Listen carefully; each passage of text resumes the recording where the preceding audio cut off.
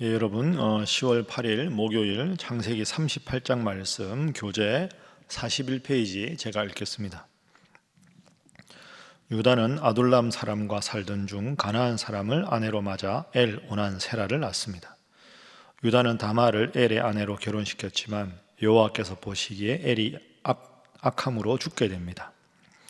이에 유다는 둘째 오난에게 형수와 동침하여 형의 대를 잇도록 하지만 하나님은 오난의 악함을 보시고 그도 죽게 합니다. 그러자 유다는 막내 셀라도 죽을까 염려하여 다말에게 그가 다 클 때까지 과부로 살며 기다리라고 합니다. 어느 날 다말은 유다가 딥나에 왔다는 소식을 듣고 얼굴을 가리고 그를 기다립니다. 유다는 그녀를 창녀로 알아 담보물까지 주면서 동침하고 또한 임신까지 시킵니다. 몇 달 후 어떤 사람이 다말의 임신을 고발하고 유다는 다말을 불에 태워 죽이라고 말합니다. 하지만 다말은 유다가 준 담보물로 인해 목숨을 건지고 베레스와 세라를 낳습니다. 여러분 어제 말씀드린 대로 요셉 이야기가 창세기 37장부터 50장까지 등장하는데 갑자기 오늘 유다 이야기가 나옵니다. 왜 갑자기 유다 이야기가 끼어들었을까? 사실 이 유다는 이스라엘, 야곱이죠. 야곱의 네 번째 아들입니다. 그리고 이스라엘 12지파 중에서 가장 강대하고 큰 세력을 자랑하는 그런 지파가 유다 지파입니다. 그리고 이 유다 지파를 통해서 약속된 구원자 예수님께서 오시게 됩니다. 그래서 사실은 이 유다 지파를 통해서 예수님 오시기 때문에 이 유다에 관한 이야기가 성경에서 아주 중요한 역할을 차지하죠. 그래서 요셉의 형으로 유다 이야기를 시작하면서 이제 39장부터는 계속 요셉 이야기가 등장하기 때문에 우선 이 요셉 이야기가 쭉 진행되기 바로 직전에 유다 이야기를 여기서 배치해서 앞으로 유다 자손을 통해서 하나님께서 어떻게 역사하시는가 하는 그 역사를 보여주기 위한 그런 의도로 38장이 유다 이야기가 등장한다. 유다에게는 세 아들이 있었습니다. 그죠? 엘과 오난과 세라가 있었는데 이 엘의 아내가 다말이었습니다. 그런데 엘이 악해서 미리 죽습니다. 일찍. 그럼 다말은 그 당시는 지금보다 너무 오래전이니까 대를 이어야 되는데 대를 이을 남편이 없잖아요. 그러니까 이제 형사 취수라고 형이 죽으면 형수가 동생하고 결혼해서 아이를 낳아야 되거든요. 오난과 다말이 관계를 가졌는데 이 오난이 어차피 형수 아이지 내 아이가 안 되겠다 하고는 땅에다가 그 설정을 합니다. 아이를 못 낳은 거죠.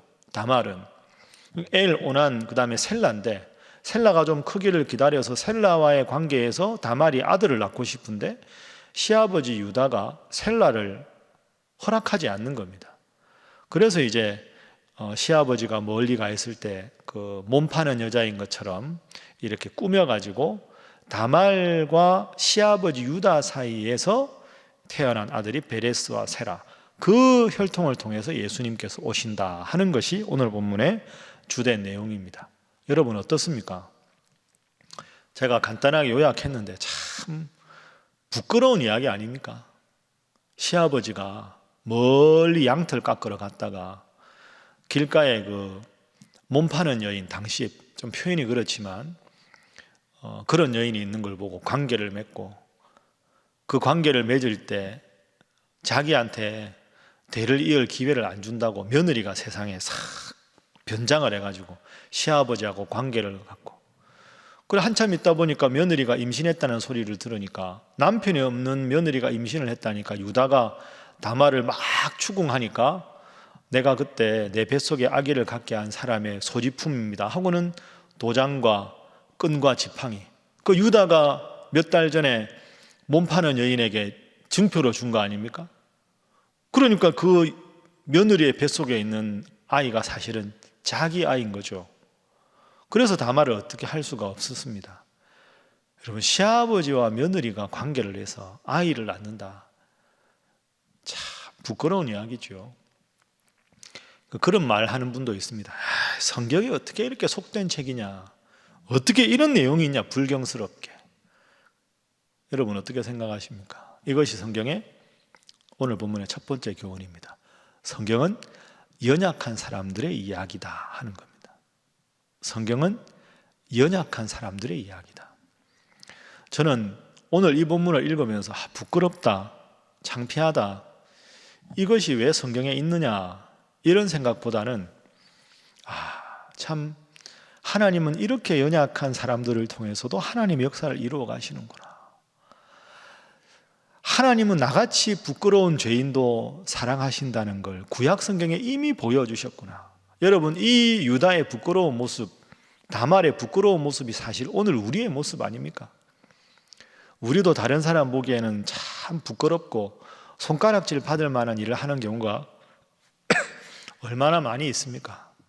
그러니까 성경은 우리가 읽는 아주 고상한 고전, 아주 훌륭하고 도덕적인 내용만 있는 게 아니라 다윗이 아들에게 반역을 당해서 쫓겨가는 이야기도 있고, 오늘 유다와 다말 같은 이야기도 있고, 그리고 사위가 보기 싫다고 사울이 사위 다윗을 죽이려고 하는 것도 있고, 온갖 연약한 사람들, 부끄러운 이야기들, 그러나 그런 것을 통해서도 하나님은 여전히 우리를 사랑하시고 자신의 역사를 이끌어 가신다. 여러분, 그래서 성경이 진짜 매력적인 책인 겁니다. 은혜로운 책인 거죠. 그럼에도 불구하고 부끄러운 이야기지만 부끄러운 이들을 들어 쓰시는 하나님, 그게 사랑의 하나님이고 그게 은혜의 하나님입니다. 그래서 성경에 여러분 이런 이야기 읽을 때마다 과연 성경이구나, 과연 하나님은 우리를 사랑하시는구나, 이렇게 읽어야 잘 읽는 것이죠. 오늘 본문의 두 번째 교훈은 자녀들을 위해서 기도하는 부모가 되게 하소서 하는 것입니다. 자녀들을 위해서 기도하는 부모. 여러분, 사실 오늘 본문 말씀 제가 쭉 말씀드렸지만 참 이게 부끄럽습니다. 그죠? 유다의 아들이 엘, 오난, 세라.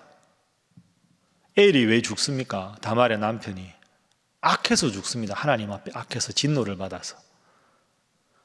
그럼 유다가 오난 둘째 아들을 줘서 형수와의 사이에 아이를 낳아서 형수의 대를 잇게 하라. 오난은 관계하다가 그냥 바닥에다가 설정을 합니다. 아버지의 말씀이 아들들한테 먹히지 않는 겁니다. 유다의 아들이 하나님 앞에 악해서 진노를 받아 죽었다. 유다가 참 부끄러운 사람이죠. 아버지의 명령이 아들에게 전수되지 않고 아버지의 믿음이 아들들에게 전수되지 않았습니다. 우리가 계속 창세기 보면서 줄기차게 했던 기도 제목이 이겁니다. 영적으로 독립하는 아들들, 영적으로 독립하는 딸들. 이게 중요하다는 거죠. 아브라함의 아들이라고 해서, 그죠? 이삭의 아들이라고 해서 그게 우리의 구원을 보정해 주는 게 아닙니다. 우리가 애서 보지 않았습니까? 아브라함이 할아버지고 이삭이 아버지지만 세일산에 거하다가 호리 사람과 통혼을 하고 에돔 족속의 조상이 되지요. 할아버지가 아브라함인 게 소용이 없습니다. 아버지가 이삭이면 뭐합니까? 본인의 신앙생활 안 하는데. 그렇죠? 각자가 영적으로 바로 서는 것. 하나님 앞에 바로 선 아버지라 그 아버지의 말씀을 그대로 받아 순종하는 아들이 되어야 되는데, 하나님 보시기에 악해서 진노를 받아서 장남이 죽고 둘째 아들은 아버지의 명령을 거역하고 영적으로나 인격적으로 자녀들이 바로 서지 못한 것은 오늘 본문에 참 부끄러운 교훈이다. 그래서 여러분, 자녀들을 위해서 끊임없이 기도하십시오. 여러분이 신앙의 모범과 일상의 인격적인 모범을 보이셔야 합니다. 그래야 아들들, 딸들이 바로 서고, 그래야 사위들, 그래야 며느리들이 바로 서게 되고 자손들이 바로 서게 되는 거죠. 그들은 다 나의 거울이다 생각하시고 믿음 생활 잘 하시고 인격적으로 성숙한 여러분들 다 되시기를 주님 이름으로 부탁합니다. 자, 그래서 세 번째 기도 제목입니다. 믿음과 일상의 한결같은 성도로 살게 하소서. 두 번째 기도 제목하고 연결됩니다. 믿음 생활과 일상생활의 한결같은 성도로 살게 하소서. 자, 오늘 본문의 24절 25절 보겠습니다. 24절에 석 달쯤 후에 어떤 사람이 유다에게 일러 말하되 내 며느리 다말이 행음하였고 그 행음함으로 말미암아 임신하였느니라. 유다가 이르되 그를 끌어내어 불사르라. 남편 없는 며느리가 음행을 해서 임신을 했다고? 끌어내어 불사르라. 25절 여인이 다말이 끌려나갈 때 사람을 보내어 시아버지에게 이르되 이 물건 임자로 말미암아 임신하였나이다. 청하건대 보소서 이 도장과 그 끈과 지팡이가 누구의 것이니까 한지라. 유다가 그것들을 보고 오라보고 이르되 그는 나보다 옳도다. 얼마나 부끄러웠을까요? 끌어내서 불태워라 화를 내는데 며느리가, 임신한 며느리가 저한테 임신시킨 사람의 증표입니다. 더 꺼내는데 자기의 도장과 자기의 끈과 자기의 지팡이를 꺼냈을 때 얼마나 황망하고 부끄러웠을까요? 우리 표현으로 하면 쥐구멍에라도 숨고 싶은 마음 아니겠습니까? 여러분 여기서 유다의 모습을 생각해 보십시오. 유다는 연약한 사람이었습니다. 부끄러운 사람이었습니다.